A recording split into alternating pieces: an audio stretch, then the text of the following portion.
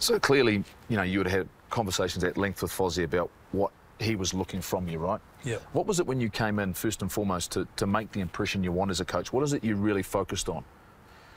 Oh, look, I said to the boys, first and foremost, I guess to the Fords meeting, I said, boys, I'm going to coach through my personality of who I am. I'm not trying to be anyone else. And whether or not you hadn't worn the jersey yet or you've played over 100 tests, I'll treat you all with the same respect. And I'll be honest with you, but I'll expect the same both ways, you know what I mean? And that was probably my start point. And then it was like, okay, we need to make some shifts in some pretty key areas up front, which Fozzie made that pretty clear to me what needed to be done. And in 3 trainings, I guess we have made a few shifts, but to be honest, Goldie, there's still a bit of work to do. So from your perspective, what is it they need? I think, in all honesty, what they need is they need certainty and confidence in what they're trying to achieve. And we've stripped a little bit out, and we've just presented a clear plan and a system that I believe the boys have bought into. You know, there's a wee way to go yet, and I know it's Test rugby and you've got to win every week. I get that. You're not building competition points, but you know, there's some boys here in Africa that are actually generally boys, especially in the 4-pack, some younger fellas that haven't had a lot of Test rugby, so there's nowhere better to test it. And did you learn on the first test in Nelspruit that what was your impression of what they would learn from an experience like that?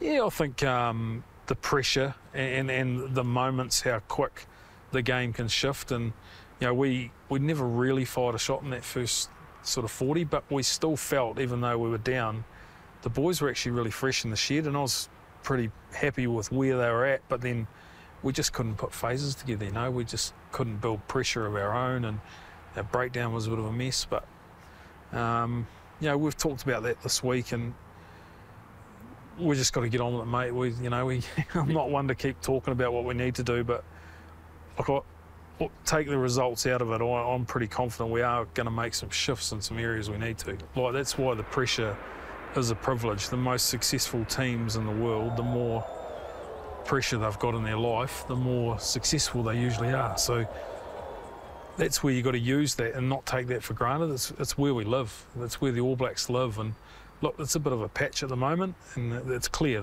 We're not hiding from that, but we are working. Have you had an opportunity to enjoy it just yet? Because that's the hard part, right? Yeah. Because there's clearly pressure on. Yeah. But are you enjoying the day-to-day of being inside the All Blacks? Yeah, you are. But you can't be a fan. You know, you've got to be a coach. And probably Chrono said something to me, actually. He said, when you have your first team photo and when you put your tracksuit on for the first time and go out in the grass and run your first session, you'll realise this isn't spin the bottle, son. so I sort of took that on board, and look, I want to be better. I want the boys to be better, and I want to give them everything I've got and do the best job I can for my country and for the All Blacks.